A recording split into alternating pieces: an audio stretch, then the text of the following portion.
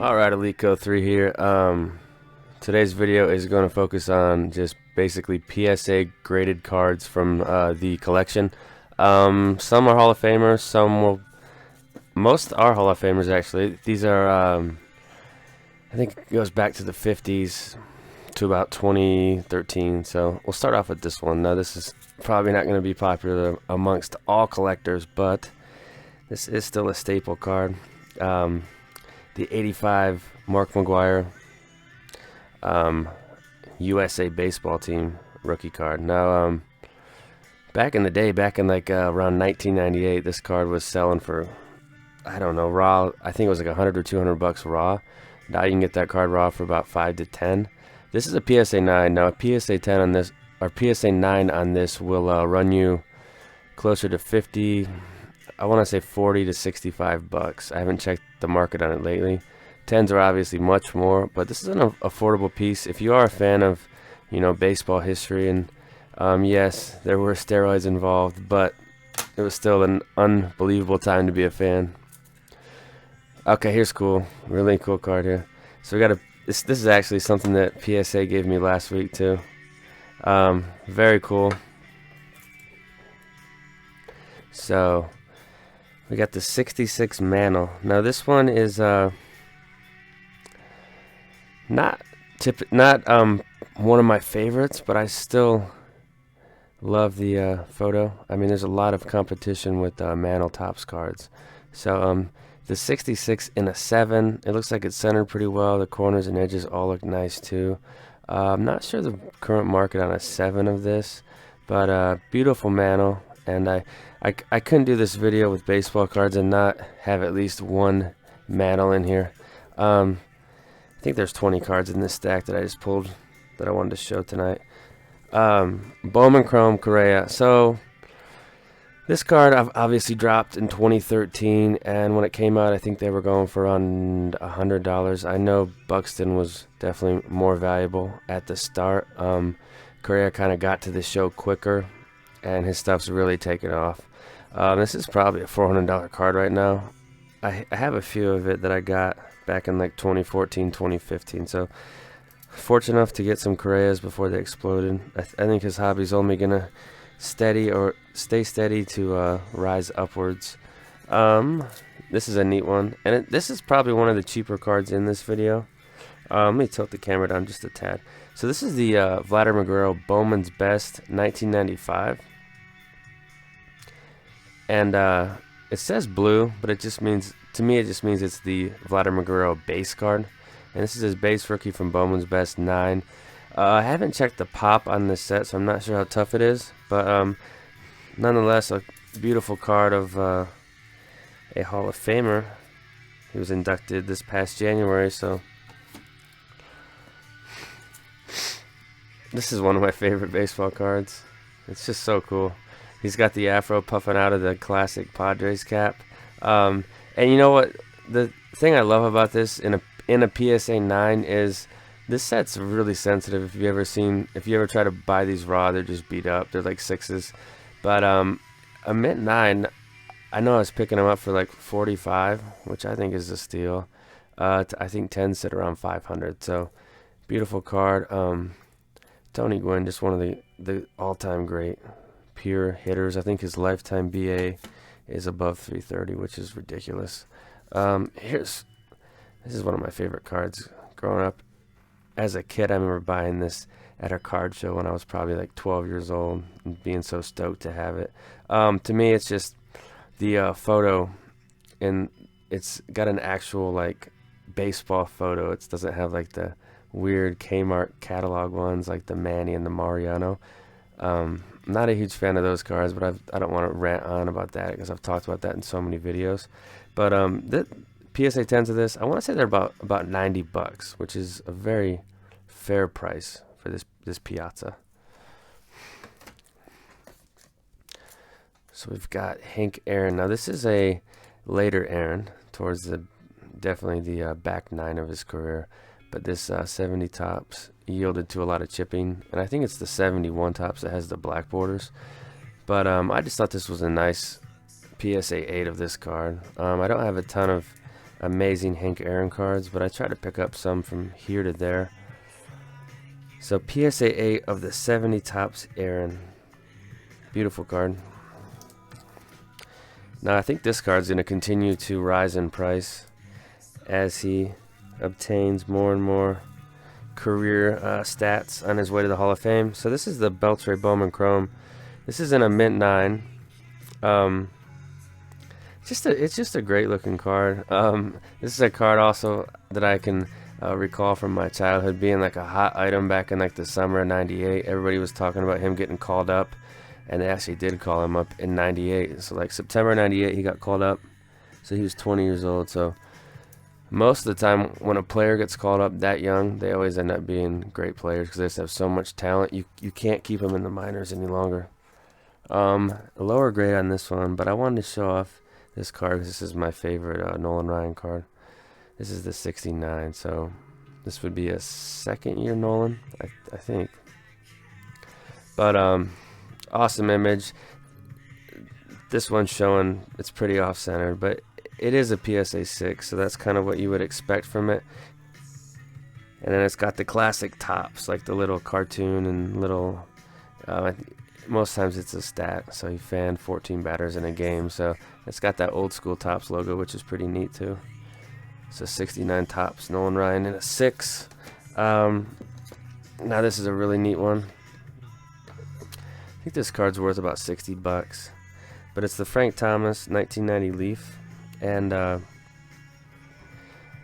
sure how the value has gone on this card, over the past 10 or 15 years.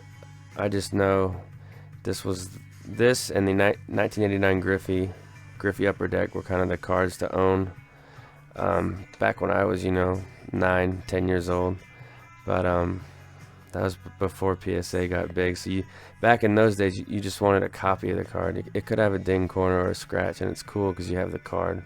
But I mean, raw cards are cool and slab cards are cool, so cards are cool. This is a sweet one. This is a 59 Maze in a PSA 8, which is pretty fantastic. It's just got great overall color and eye appeal. It almost looks like it could be a PSA 9. It's funny how everybody thinks their cards could be like a grade or 2 higher. Yeah, this card might even be a 10. I think people are a little biased towards the cards they buy, which is totally cool. So a Maze in a PSA 8. I wish I had a PSA 9 of this card. I just don't. I plan on getting one someday. I don't think I'll ever own a 10. It's just too much. But I think 8s, I don't know. How much is an 8 of this card? Like 70 bucks, 100 bucks? PSA 8 of the 80 Topps Ricky Henderson. To me, this is one of the coolest pictures for a classic Topps true rookie card. He's getting down in his batting stance. He always had that crouch. But funny story, not funny, but just cool story. I actually met Ricky Henderson back in 1992 at a card show. I was with my dad and brothers, and he said to me, "Are you going to take my place in the majors?" And I think I said to him, "Maybe." Didn't happen, obviously, but he's one of the baseball legends that I've actually met. Here's a Jeter. Now, the reason I like this card so much in a 10 is because this set's impossible. You got black borders everywhere. It lends to chipping. These were commonly off-centered, and these are around $200 or higher in a PSA 10. So this is not a cheap card for being from the junk wax era. The back has actually a cool little action shot, throwing the ball to first. Overall, just a really cool Derek Jeter card.